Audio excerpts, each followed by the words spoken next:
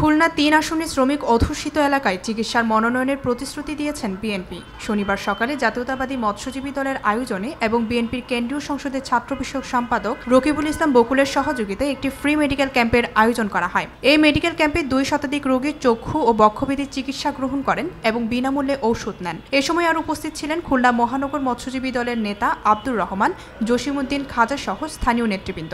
জোড়াগেট জিয়া মাধ্যমিক বিদ্যালয়ের সামনে আয়োজিত এই বক্ষব্যাধি ও চক্ষু রোগের চিকিৎসা ক্যাম্পের উদ্বোধন করেন খুলনা মহানগর বিএনপির সভাপতি অ্যাডভোকেট শফিকুল আলম মনা।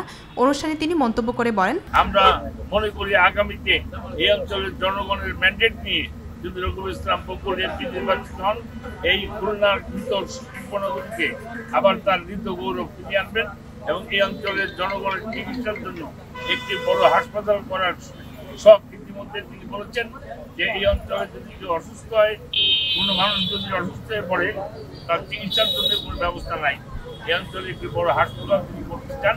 আমরা মনে করি এই সার্বিকভাবে এই অঞ্চলের কল্যাণের জন্য, এই অঞ্চলের মানুষের ভাগ্যের পরিবর্তনের জন্য রকিবুল ইসলাম বকুলকে এমপি করা একান্ত প্রয়োজন।